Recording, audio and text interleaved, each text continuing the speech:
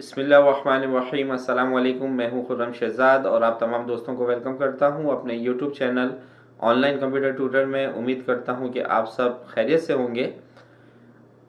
आज हम curl draw X8 की क्लास नंबर 13 में क्रॉप टूल पढ़ेंगे कि कॉर्ल ड्रॉ के किसी भी वर्जन में हम क्रॉप टूल को किस तरह से यूज़ करते हैं। तो आइए स्टार्ट करते हैं कॉर्ल ड्रॉ और देखते हैं इस टूल को किस तरह से यूज़ किया जाता है। यहाँ पर हम एक ऑब्जेक्ट ले लेते हैं। इसके बाद आप क्रॉप टूल सेलेक्ट करेंगे। ये आपका क्रॉप टूल, ठीक है।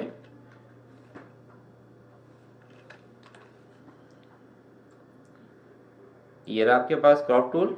इसको सिलेक्ट करना है। सिलेक्ट करने के बाद आपने यहाँ पर आना है और इंटर कर देना है।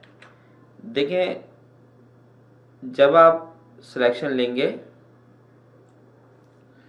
और उसके बाद इंटर करेंगे तो इस सिलेक्शन से बाहर का जो एरिया है वो डिलीट हो जाएगा और इस सिलेक्शन के अंदर का एरिया आपके पास रहेगा। इंटर कर दें सिलेक्ट करने के बाद तो ये देखिए, अगर मैं इसको इस तरीके से ले लूँ, इंटर करूँ, तो ये देखें, यानी कि क्रॉप जब आप सिलेक्शन लेते हैं क्रॉप टूल से तो उसके बाहर का जो हिस्सा होता है वो कट हो जाता है और अंदर का हिस्सा रहता है। तो ये क्रॉप टूल का काम है हमारा।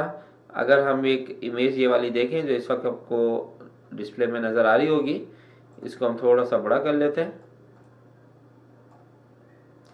अब देखिए, यहाँ से मैंने क्रॉप टूल लिया और मैंने ड्रॉ किया। मुझे सिर्फ ये यहाँ तक चाहिए,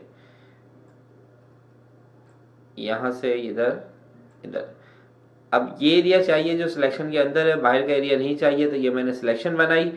सिलेक्शन बनाने के बाद आपने सिंपल इंटर कर देना है तो ये पिक्चर आपकी क्रॉप हो गई। तो आप अपने पिक्चर को जिस तरीके से भी क्रॉप करना चाहते हैं स्क्वायर शेप में आप इसको क्रॉप कर सकते हैं। तो उम्मीद करता हूं कि क्रॉप टूल आपको समझ में आ गया होगा।